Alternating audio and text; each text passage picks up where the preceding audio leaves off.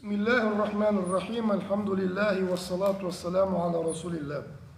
Antes de mais nada, Deus diz, Bismillahirrahmanirrahim, Lillahi ma fi samawati wa ma fi al-ard, wa in tubdu ma fi anfusikum, aw tukhfuhu yuhasibukum bihi Allah, fayaghfiru liman yasha, wa yu'adhibu man yasha, wallahu ala kulli shay'in qadir. آمن الرسول بما أنزل إليه من ربه والمؤمنون كل آمن بالله وملائكته وكتبه ورسله لا نفرق بين أحد من رسله وقالوا سمعنا وأطعنا غفرانك ربنا وإليك المصير لا يكلف الله نفسا إلا وسعها لها ما كسبت وعليها ما اكتسبت ربنا لا تؤاخذنا إن نسينا أو أخطأنا ربنا ولا تحمل علينا إصرا كما حملته على الذين من قبلنا ربنا ولا تحملنا ما لا طاقة لنا به واعف عنا واغفر لنا وارحمنا أنت مولانا فانصرنا على القوم الكافرين لا إله إلا أنت سبحانك إنا كنا من الظالمين. نعم. Qual é o número da surata aí? Os 5 últimos versículos da Surat al-Baqarah. Antes de iniciarmos a palestra, ficou pendente um dito. Então, a gente pesquisou as explicações de alguns sábios para colocar aqui. A gente vai fazer palestras, qualquer coisa a gente faz na outra quinta-feira e completa. Mas é bom a gente completar a palestra passada, conforme aquele hadith que menciona os 70 mil que entrarão no paraíso sem prestar contas. Esse hadith, o profeta Muhammad sallallahu alaihi wasallam disse: 70 mil da minha nação, do meu povo, da minha umma, entrarão no paraíso sem serem chamados à prestação de contas. Esse hadith foi relatado em várias, digamos, coleções, incluindo Bukhari e Muslim, quer dizer, super correto. Explicando ele conforme o nosso querido Sheikh Abdulaziz bin Baz, que Deus tenha piedade dele.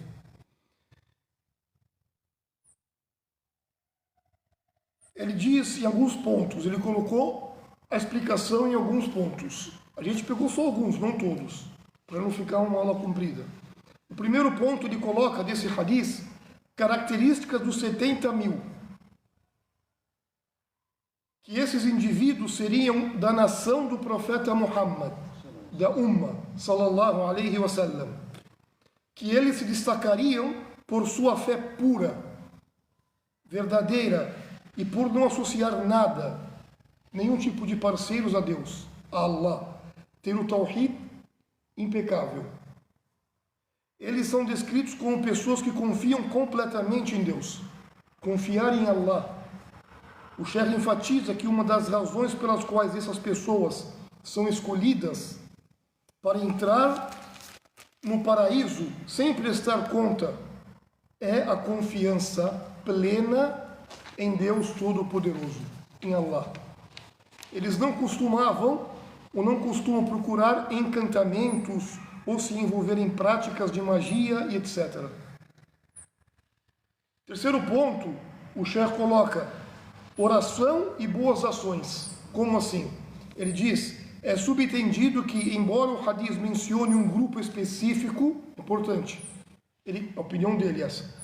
Embora o hadith mencione um grupo específico, a maioria dos muçulmanos que mantém a fé, cumpre suas obrigações, evita, fica longe dos pecados sérios, graves, deve igualmente aspirar ao paraíso, sem dúvida alguma. Baseado em suas boas ações e principalmente na misericórdia de Deus. O profeta falou em vários ditos, e todo mundo sabe, quem dizer La ilaha illallah com sinceridade no coração, tem o paraíso. O quarto ponto que ele coloca, 70 mil, muitos falam como um número simbólico. Ele explica, 70 mil também pode ser visto como um número simbólico, sugerindo um grande número de pessoas que receberão a misericórdia de Deus, de Allah Todo-Poderoso, refletindo a generosidade e a sua grande compaixão. Porque muitos falam desses 70 mil, tem grupos dentro dos 70 mil. Então pode ser mais que 70 mil, Allahu A'lam. Quinto ponto, ele diz a importância do arrependimento nesse hadith. Ele destaca, o Sheikh Bin Baz, ele enfatizou a importância do arrependimento e da busca pela misericórdia divina, encorajando os muçulmanos a se esforçarem para se corrigirem e buscarem por boas ações sempre.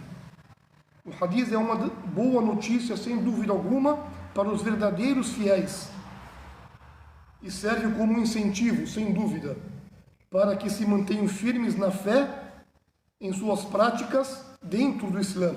É colocado também que o Sheikh fornece uma compreensão mais profunda do que significa confiar, tawakkul, confiar em Allah e a importância de se engajar em ações que são agradáveis aos olhos de Deus.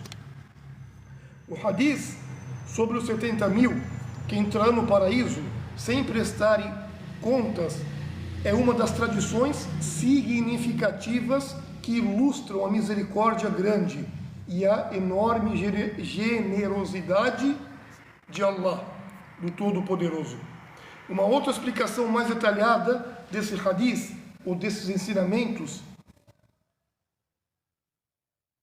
como está mencionado no Bukhari e no Muslim, o número 70 mil pode ser simbólico, Allahu A'lam, Deus é que sabe, e pode representar uma quantidade grande, mas não necessariamente limitada a esse número.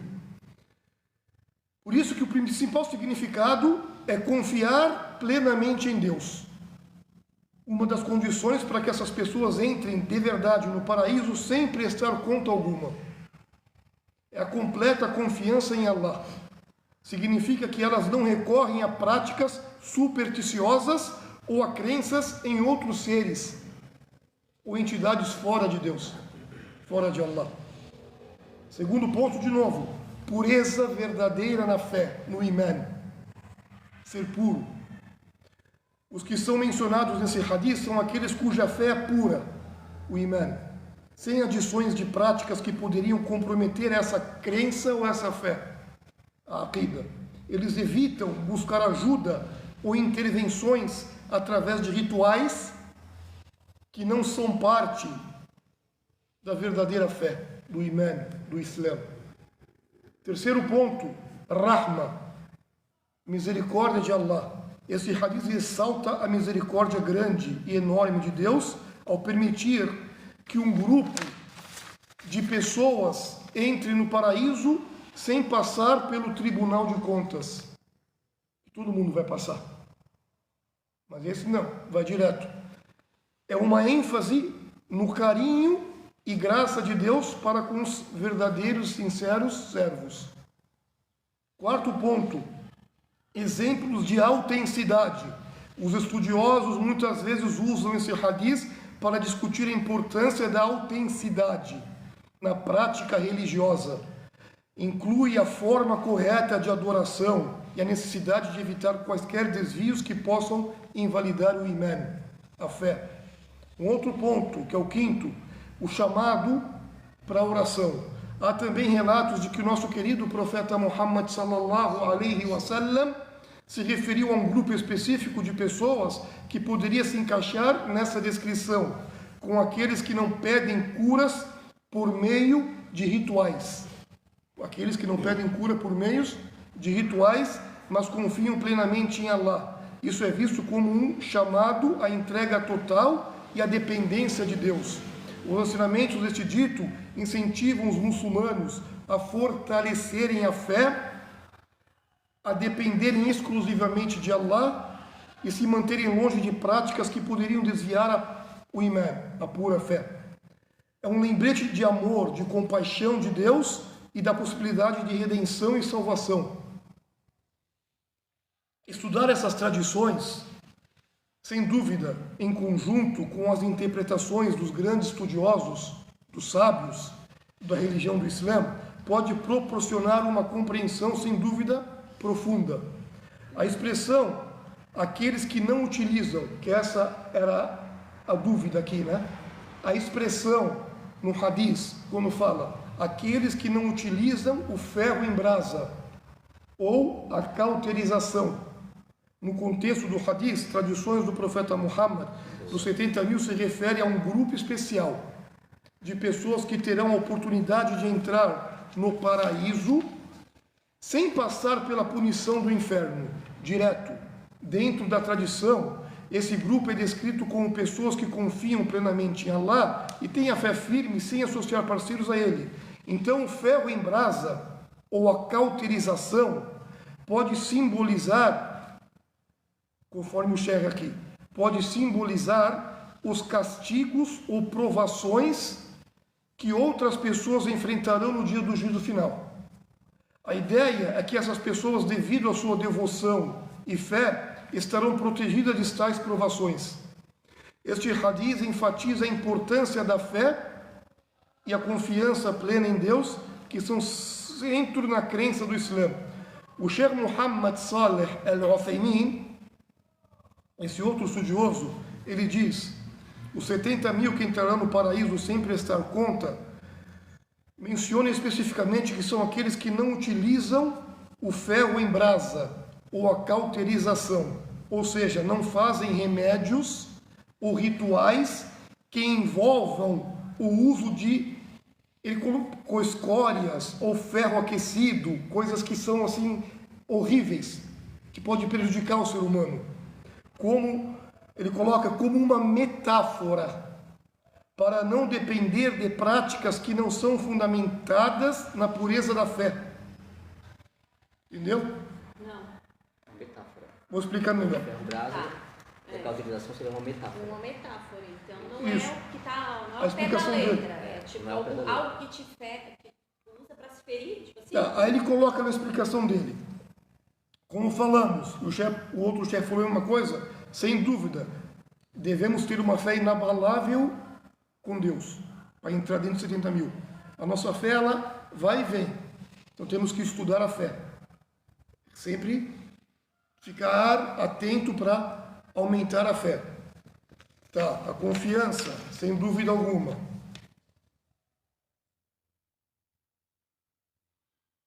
O Sheikh coloca assim, ó, para a gente colocar, deixa eu ir direto no ponto.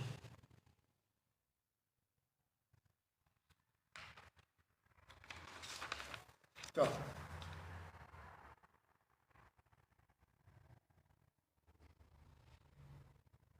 O Sheikh colocou assim: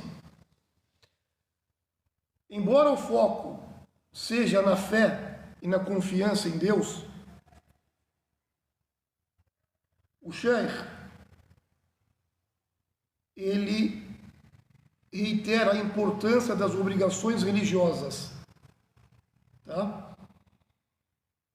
E evitar qualquer tipo de inovação dentro da religião. A questão do ferro em brasa ou a cauterização, especialmente em relação como eles faziam antigamente em alimentos na prática da cozinha. As pessoas, a tradição se refere à proibição de usar o ferro em brasa ou o calor direto. Está baseado em alguns relatos que sugerem que isso possa ter efeitos desfavoráveis. Entendeu? Deve ter efeitos desfavoráveis. Por exemplo, antigamente, aqui, ó, a proibição de usar o ferro em brasa tem a ver com o uso de utensílios de ferro para cozinhar diretamente sobre o fogo, especialmente em relação como isso poderia afetar a saúde e a qualidade dos alimentos. As pessoas faziam isso antigamente, direto no ferro, eles cozinhavam o alimento. E isso o profeta veio proibir para não prejudicar o ser humano, para não passar as coisas do ferro para o alimento. panela de alumínio. Isso. Por isso a importância da saúde. O Sheikh Bin Baz, ele sempre enfatiza que a saúde dos indivíduos é uma consideração importante dentro do Islã. Ele argumenta que a prática de cozinhar diretamente com ferro pode muitas vezes não ser saudável, uma vez que pode levar à liberação de substâncias que podem ser nocivas. Ele pode sugerir alternativas que são consideradas mais saudáveis, que se alinham com as práticas do profeta Muhammad sallallahu alaihi wasallam, como o uso de utensílios feitos de outros materiais. Eles colocavam ferro direto e cauterizavam a pessoa. Eu fiz cauterização. Quando eu fiz cauterização, eles não usam exatamente o ferro, entendeu? Eles usam outros materiais hoje em dia. Antigamente eles usavam diretamente o ferro. Isso pode afetar a pessoa. Mas olha só, a pessoa saiu de uma batalha. Vamos supor que naquela época existia. Daí, tipo assim, estava lá batalhando pela causa de Deus, sofreu um ferimento, não tinha nenhum outro negócio. Tinha. Senão ele não ia falar isso, profeta. Tinha outro. Tinha. Entendeu? Tinha outro. Só que eles usavam, por isso que o profeta proibiu. Porque tinha outras possibilidades de fazer. Entendeu? Sendo direto no ferro. E hoje a cauterização é famosa entre nós, entre os médicos. E quase nenhum deles usa no ferro. Isso. Só assim uma suposição. Tá? Será que isso, por exemplo, está relacionado em relação a alguma ferida, alguma doença? Porque a gente sabe que muitas pessoas ainda hoje, em alguns lugares, principalmente na África, eles fazem própria marcação no corpo, tem isso. E aí aquilo ali, será que não é alguma coisa que de repente tribos faziam? E Também, tem um outro chefe que ele colocou isso, só que eu não assim, coloquei é a aqui. única coisa que pra mim faz um pouco de sentido. Também usam. Porque era uma superstição, então tipo assim, ó. Isso, como superstição também eles colocaram. Tipo assim, então, porque eu acho que fica é algo assim, ó, é muito pesado dizer que a pessoa que se machucou e que não tinha outra alternativa para se manter vivo, não poder usar, porque aquele ferro vai fazer mais mal para ela do que a própria ferida, que vai levar ela na morte. Para mim não faz assim, não faz sentido. Até porque a gente sabe que tudo que é para salvar a vida do ser humano, até aquilo que é proibido, se não tem outro jeito, tu vai fazer.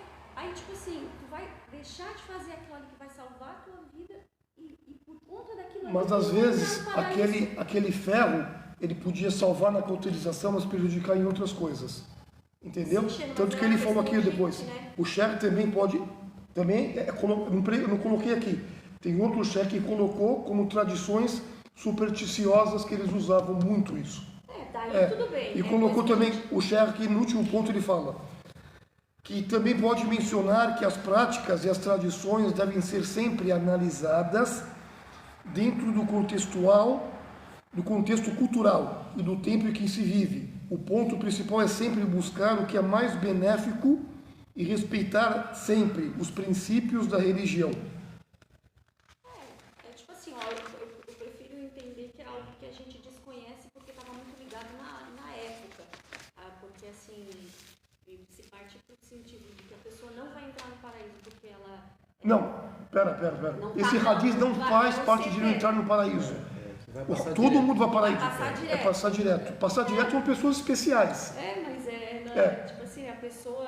Para nós passarmos direto no paraíso, são pessoas especiais, que se esforçaram verdadeiramente desse mundo. Exatamente. E aí um ponto é ela não entrar porque ela se queimou com... Ela vai entrar, ela não vai estar no grupo dos 70 mil. Mas a Saiu dele não era por Entendeu? conta da marcação do ferro. Mas tá, tudo bem.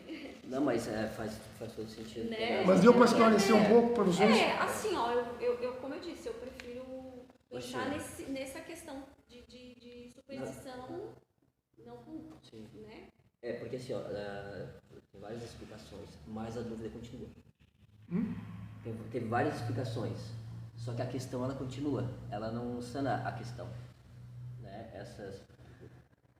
Muitas pessoas recorrem à simpatia, né? Isso Daí pode ser, dá.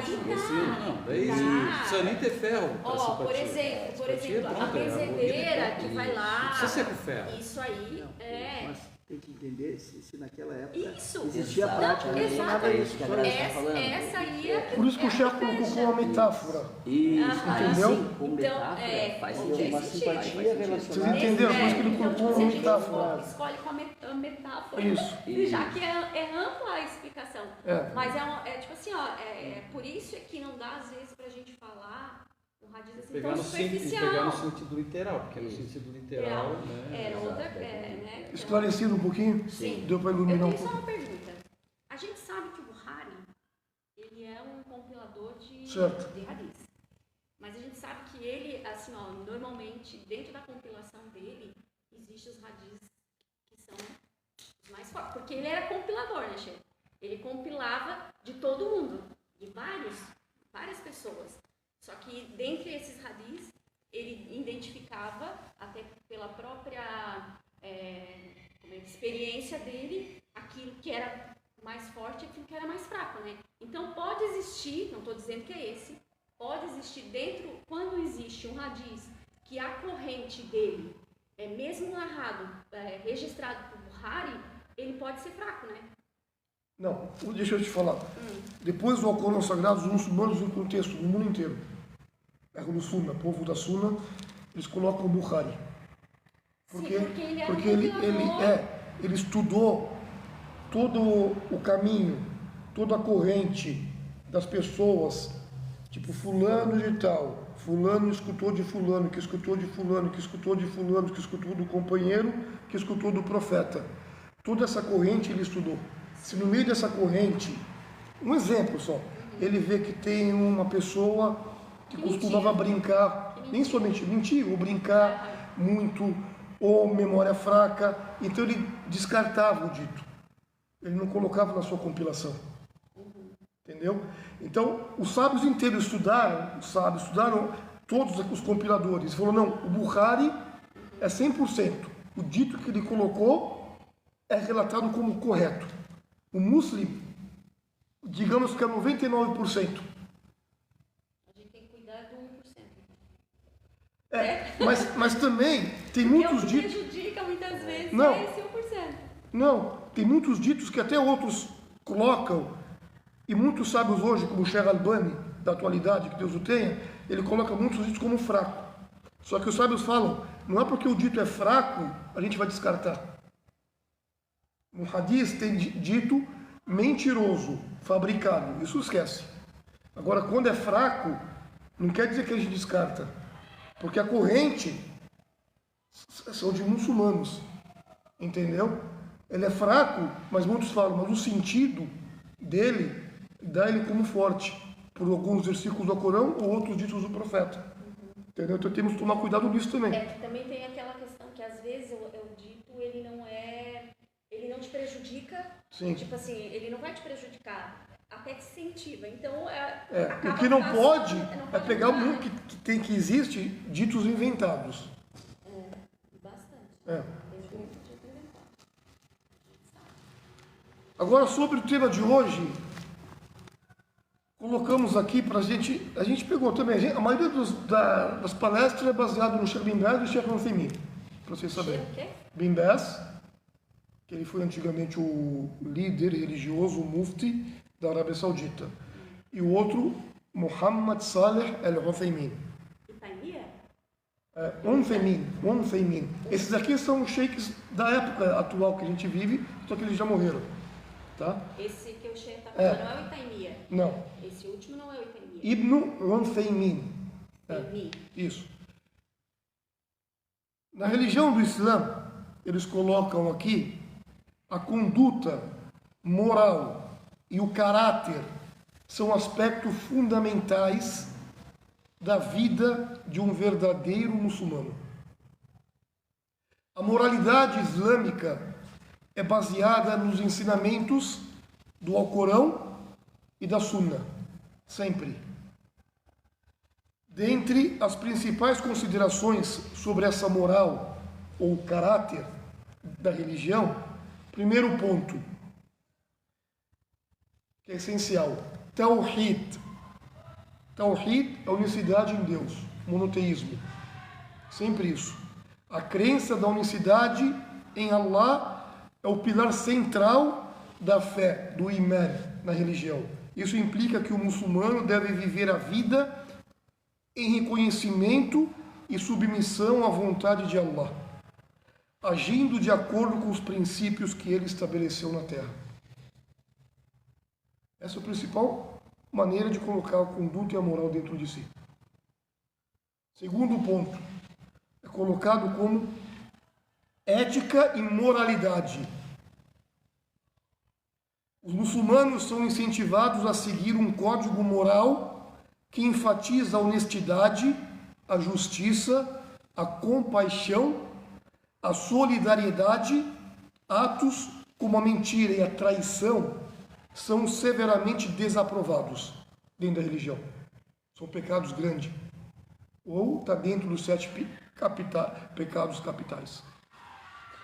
Terceiro ponto, propósito da vida. Sim, a religião do Islã ensina que a vida deve ser vivida com um propósito que é adorar sempre a Allah e fazer a todo custo o bem. Sim, a busca pelo conhecimento, a religião incentiva. E a promoção de ações justas são vistas como deveres e obrigações de um muçulmano. Quarto ponto, caráter do profeta Muhammad, alayhi salatu wassalam, devemos colocar no coração. O profeta Muhammad sallallahu alayhi wasallam é considerado o modelo ideal para nós de caráter. Os muçulmanos são então incentivados a imitar as suas qualidades, sempre. Por exemplo, a paciência do profeta, a generosidade do profeta, o perdão que ele tinha e a humildade. Quinto ponto, responsabilidade social. A religião do Islã enfatiza a importância de cuidar da comunidade e de ajudar sempre os necessitados dessa comunidade. Por exemplo, a caridade como o zakah é um dos pilares da religião, é uma forma de purificar, sem dúvida, a riqueza e apoiar os menos afortunados. Sexto ponto, honra e respeito. O respeito pelos pais, pelos mais velhos e por todas as pessoas é um princípio de extrema importância. O Islã promove uma sociedade onde a dignidade e a honra de cada indivíduo são preservadas. Sétimo ponto, controle das emoções.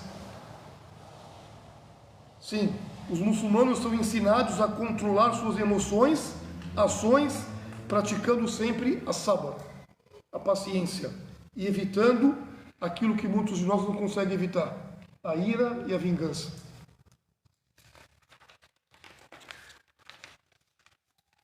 É colocado que a prática da religião, da fé, combinada com esses princípios éticos e morais, é vista como um caminho para uma vida de caráter digno e moral dentro do Islã. Isso não só atinge a relação do indivíduo com Allah, mas também moda a interação com outros, promovendo uma sociedade mais justa e harmoniosa. O nosso querido profeta Muhammad sallallahu alayhi wa sallam, ele sempre enfatizava fortemente a importância do caráter, al-akhlaq, em árabe, e da dignidade de seus ensinamentos. Por isso, primeiro ponto que ele enfatizava, que quem é a melhor das pessoas? O profeta Muhammad sallallahu alaihi wasallam disse: os melhores entre vocês são aqueles que têm o melhor caráter e conduta. Todo mundo quer ser o melhor para Deus. Então, aperfeiçoa seu caráter. Imita o profeta. Outro ponto que ele enfatizava, a bondade e a justiça. Sim, o profeta Muhammad sallallahu alayhi wa sallam ensinou que agir com justiça e bondade é uma parte sem dúvida essencial do caráter, do akhlaq. No Alcorão é falado: não deixe que o ódio por um povo os impeçam de serem justos. Sejam justos, equitativos. Isso é o quê? Isso é mais próximo da rahma, da piedade. Vocês querem que eu pare? Continua depois? Depois quando? Sei lá. Na aula que vem? Está puxado, a gente para. Continua. É por causa da oração? Não, por causa de vocês mesmo. Não, pode continuar. Pode continuar. Não, faz mais um pouquinho. Falta quanto para terminar, gente? Não, eu vou falar do caráter, vou falar da paciência, eu vou falar... É que na verdade a gente já tinha pensado nisso, né? É. Que a gente ia começar numa aula, um tema, e porque ele disse que era muito grande, porque era várias coisas. Então a gente ia começar numa aula e terminar, seriam 2 aulas do mesmo. Deixa eu falar mais um pouco aí já. Termina o ponto e... termina o ponto e a O gente... profeta, ele colocava também sobre o caráter, faz parte o quê? Misericórdia e sabedoria. Nosso querido profeta Muhammad sallam destacou a importância da rahma, da misericórdia, afirmando um dito que todo mundo sabe aqui, acredito. Ele disse sallam, aquele que não é misericordioso com as pessoas, Allah Todo-Poderoso não será misericordioso para com ele. Outro ponto do caráter, os sábios colocam humildade. O profeta Muhammad sallam exemplificou a humildade em seu comportamento, frequentemente lembrando seus seguidores da importância de se manterem humildes, independentemente da posição social que eles ocupavam. Hoje a pessoa ganha um pouquinho mais, sobe de cargo, já empina o nariz. Tem que ter humildade a todo momento. O outro ponto do caráter, a honestidade. O profeta Muhammad sallallahu alaihi wasallam falou: a veracidade, a verdade leva à retidão e a retidão leva ao paraíso. A honestidade é o pilar fundamental para quem quer ter husnul khuluq, o bom caráter. O outro ponto, 6º ponto, respeito e dignidade, faz parte do caráter. O profeta Muhammad sallallahu alaihi wasallam ensinou que todos os seres humanos devem, sim, ser tratados com respeito, independentemente de sua origem ou do seu status social. Ele disse, sallallahu alaihi wasallam, o melhor dos muçulmanos, de novo, o melhor dos muçulmanos é aquele de quem os outros muçulmanos estão seguros quanto às suas mãos e às suas línguas. Será que os muçulmanos estão seguros da minha língua? Será que os muçulmanos estão seguros da minha mão? Será que eu não faço fofoca, calúnia, intriga? Esses ensinamentos, então, sem dúvida, refletem um forte chamado à dignidade, respeito e bom caráter. Características que devem ser praticadas por todos os muçulmanos, sem dúvida alguma, e por todos que aspiram a ser pessoas de integridade. A religião do Islã, como religião, tem vários ensinamentos sobre tolerância e respeito. Tolerância e respeito entre muçulmanos e principalmente não muçulmanos. Os princípios de tolerância podem ser encontrados sempre, a todo momento, no Alcorão, em vários ditos do profeta Muhammad sallallahu alaihi wasallam. Então vamos falar de novo. Primeiro, para ter tolerância, respeito pelo outro. Respeito pelo outro. O Alcorão Sagrado menciona que não há coerção ou imposição dentro da religião. Na Surah Al-Baqarah, Deus fala o quê? Enfatizando que as pessoas devem ter a liberdade de escolher a sua própria fé. Deus ele fala, não há imposição na religião. Já escutamos bastante. Com efeito, distingue-se da retidão da depravação. Então, quem renega a Tahut, tudo tipo que leva à idolatria ou tirania, e crê em Deus, em Allah, com efeito, arte-se-á firme, alça, irrompível. E Allah é oniovinte, onisciente. Ou seja, ser tolerante com todas as outras fés, respeitando eles. As boas ações, segundo, boas ações e justiça. Para ter tolerância, tem que ter boa ação e ser justo.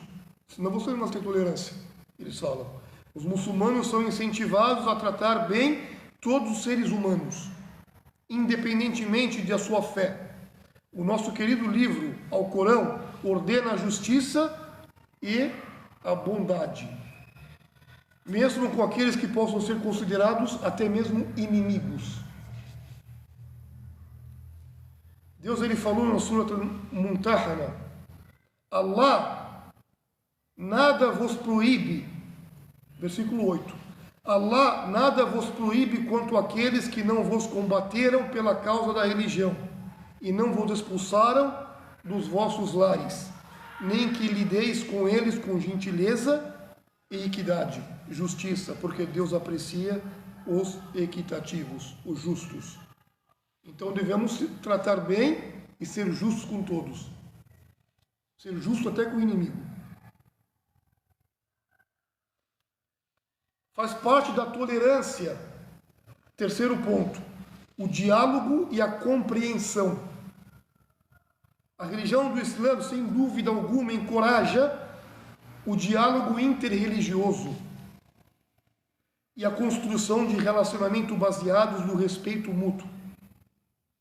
As interações com não muçulmanos devem ser marcadas por compreensão e também empatia.